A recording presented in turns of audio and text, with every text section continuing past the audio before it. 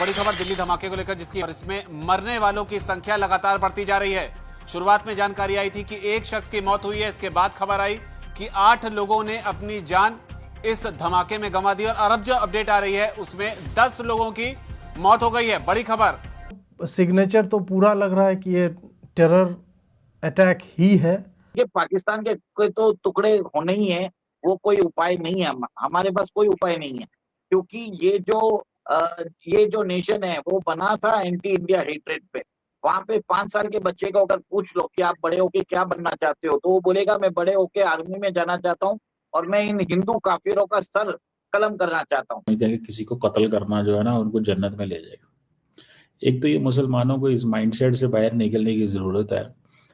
दिल्ली के लाल किले के पास ये धमाका हुआ। मेट्रो के गेट नंबर 1 के पास इस धमाके में 10 लोगों की मौत हो गई है, जिसके बाद में पूरी दिल्ली में हाई अलर्ट कर दिया गया है। देश की राजधानी दिल्ली, लाल किला एक आइकॉनिक इमारत आप इसे कह सकते हैं, जहां पर प्रधानमंत्री मोदी कई मौकों पर खड़े होकर 15 अगस्त के मौके पर खासतौर पर स्पीच देते हैं। तो ऐसे दिन हुआ है जब हमें पुलवामा से 2 डॉक्टर, एक डॉक्टर आदिल अहमद और एक और करके ऐसा ही था कुछ नाम उसका, उन दोनों को फरीदाबाद में वो क्लिनिक संभवतः चलाते थे और उनको पकड़ा गया है सहारनपुर से 360 किलो विस्फोटक मटेरियल के साथ। जो सर ये जो है दिल दहलाने वाली खबर जो सामने आ रही है अभी तक, जिसमें 3 गाड़ियों का जिक्र किया जा रहा था कि जो जलकर खाक हो गई है। अब उन गाड़ियों की संख्या भी जो है वो बढ़कर 30 पहुंच चुकी है। 30 से अधिक गाड़ियां इसमें जलकर खाक हो चुकी है। जगह जगह खून जो है वो लोगों के जो शव हैं वो दिख रहे हैं। दोस्तों, देश की राजधानी दिल्ली से इस वक्त की सबसे बड़ी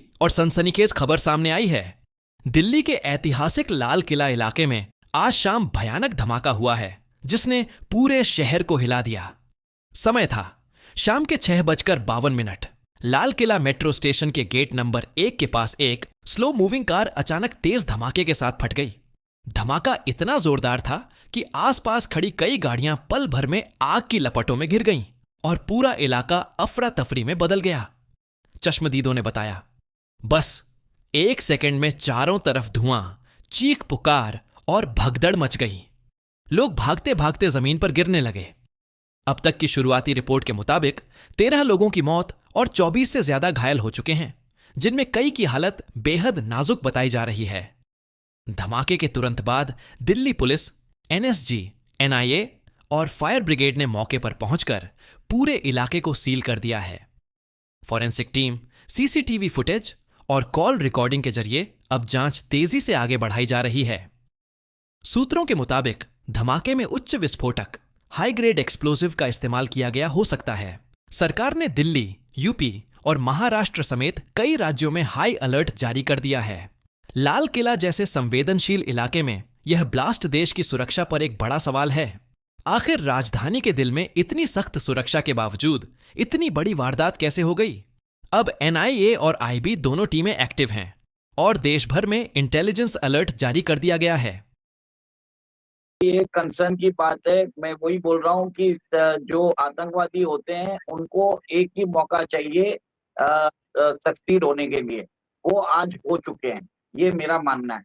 और अभी जो चूक हुई है तो कहीं ना कहीं उसको दुरुस्त करने की जरूरत है। और अभी हमें अगर ये टेररिस्ट ब्लास्ट एस्टेब्लिश हो जाता है और हमारे बहुत सारे लोग मारे जा चुके हैं वहां पर, एलईटी का हाथ इन्वॉल्व होने की खबरें हैं, बांग्लादेश इन्वॉल्व है, ये भी खबरें, सारी चीजें स्टैब्लिश होती जा रही हैं, सारी एजेंसीज इन्वॉल्व है, उन्होंने कार्रवाई शुरू कर दी है। लोगों की संख्या जो मरने वाले हैं वो लगातार बढ़ती जा रही है। और इससे बड़ा कैसे स्टैब्लिश होगा कि ये टेररिस्ट अटैक था? वहां पर एक्सप्लोजिव्स मिले हैं। नहीं, बरोबर है। देखिए, जांच होने दीजिए, जांच होने के आने के बाद let us figure it out. अभी हम एक जो भी है अंदेशा ही लगा रहे हैं। आपकी बात सही है, आईईडी मिले हैं, let us figure it out. पूरी पिक्चर आने की आने के बाद वी कैन फिगर आउट कि कौन एग्जैक्टली इन्वॉल्व था, ब्लेम किसके ऊपर होगा, फिर कैसी कार्रवाई होगी, सरकार उसी हिसाब से लेगी। मेजर्ड रिस्पॉन्स लेने की जरूरत है। देखिए, पहलगांव भी हुआ था अप्रैल 22 को, पर हमने उसका जो टारगेटिंग किया था मई 6 को चालू किया था।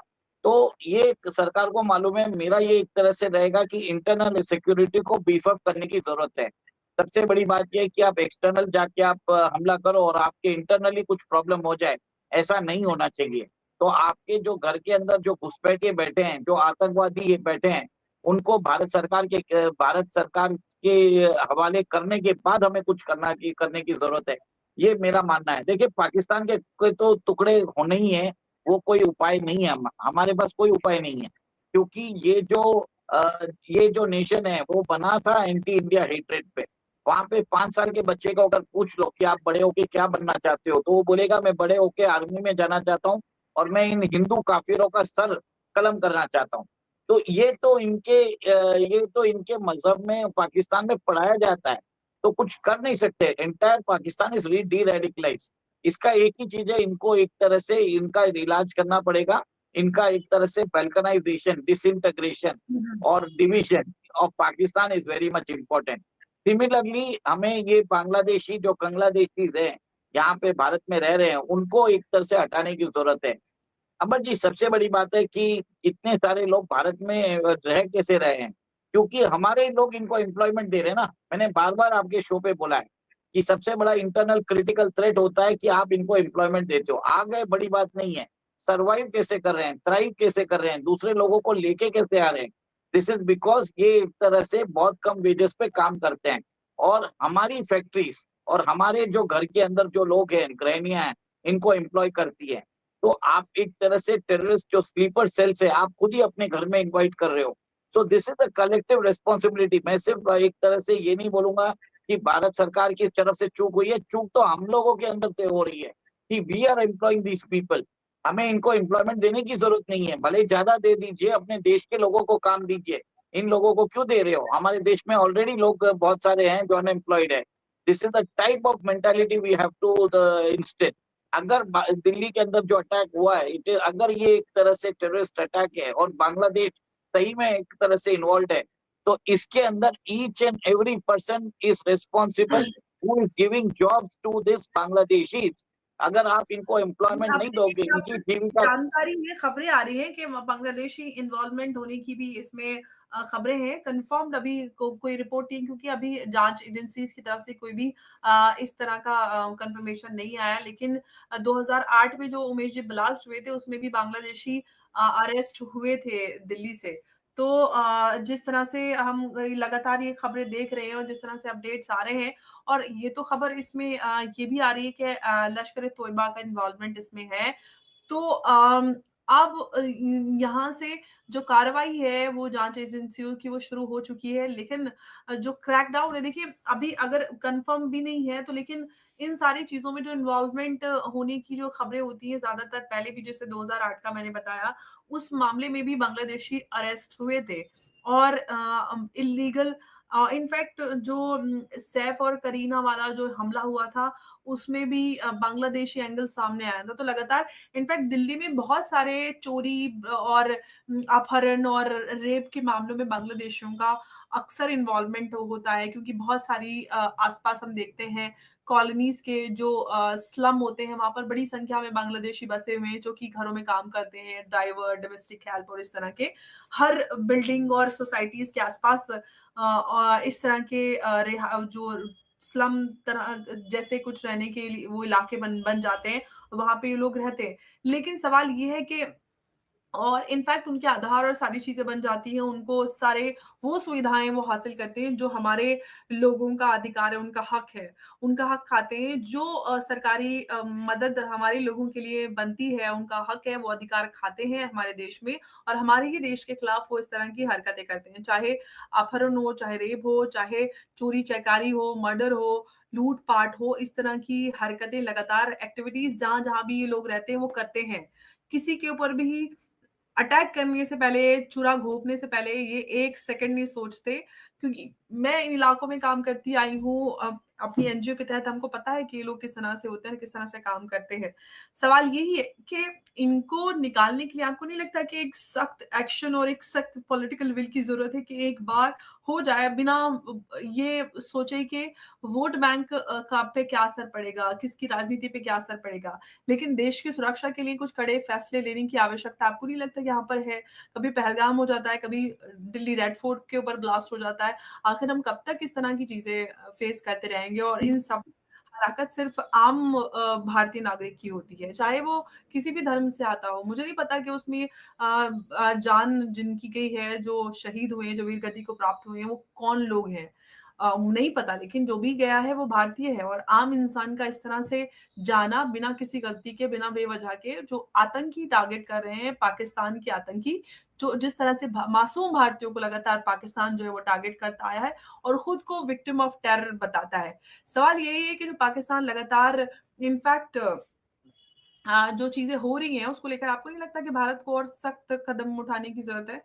देखिए, ज़रूर करने की ज़रूरत है। हमें भी अपने हैंडलर्स को एक तरह से अगर हो सके हमारे जो दुश्मन देश है, उनको मज़ाक चखाने के लिए उनके यहाँ पे भी ऐसा ब्लास्ट कराने की ज़रूरत है। This is the hmm, type of response they require.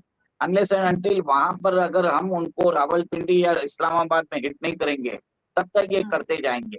Equal एक ही हुँ, कोई मेजर्ड रिस्पॉन्स नहीं है, इज़राइल के जैसे करना पड़ेगा और जो हुँ, मोसाद करता है, वैसी वो मानसिकता हमें अपनानी पड़ेगी।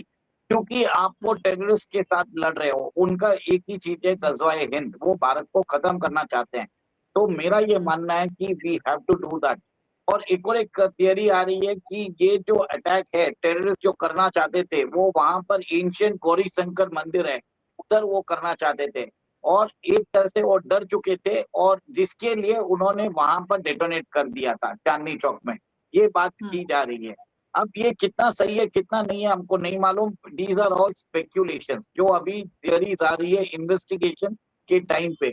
मीडियाज़ में जैसे-जैसे आ रही है, हम आपको अपडेट करते जा रहे हैं। कन्फर्म कुछ भी नहीं है। All this are updating stories and इसके कन्क्लूजन्स भी बदल सकते हैं। क्योंकि इतना बड़ा जो एक्सप्लोसिव्स है, 2900 किलोज़ का एक्सप्लोसिव जो सीज़ हुआ है, वो एक जगह पे यूज़ नहीं होना था। उसको मल्टीपल जगह पे कोऑर्डिनेटेड तरीके से उन लोगों को उड़ाना था। जैसे मुंबई का अटैक हुआ था 1993 में हुआ था, वैसा कुछ उनको करना था different parts of the city, different parts of the country, ताकि भारत के अंदर वो क्रिटिकल मिलिट्री इंस्टॉलेशंस, भारत की इकोनॉमिक कैपिटल, भारत के जितने भी जो सेंटर्स है, प्लेसेस ऑफ वर्शिप, उसको साथ में साइमल्टेनियसली ये लोग प्लान कर रहे थे। ये मेरा मल्टीपल शहरों पे हमला करना चाहते थे। ठीक है ना जी, कि जी हमें हर कीमत पे दूसरे बंदे को मारना है और मार के हमने जन्नत में जाना है। ये चीज़ जो है ये करने की ज़रूरत है। बहरहाल ये एक फैक्टर है जिसको हमें लोगों को पता होना चाहिए भाई कि ये क्या चीज़ है, कि दूसरे बंदे को मार के आप जन्नत में नहीं जा सकते। ठीक है, क्योंकि ये फैक्टर ख़त्म होना चाहिए।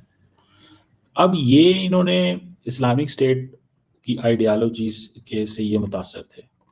अच्छा, इस्लामिक स्टेट की जो आइडियालॉजी है ये भी बड़ी ख़तरनाक आइडियालॉजी है। ये छोटे लोग, छोटे या तो इंडिविजुअल्स होते हैं या छोटे नेटवर्क्स होते हैं और ये ऑनलाइन भर्ती होते हैं। और ये जो इंडिया ग्रुप एक जाना जाता है, इंडिया ग्रुप से मुराद ये है कि ये IS के बिलीव से, प्रोपेगेंडा से, इन चीज़ों से तो मुतासर होते हैं, लेकिन ये कैलिफत इस्टेब्लिश नहीं कर सकते, लेकिन ये वायलेंट जहादी एक्टिविटी कर सकते हैं।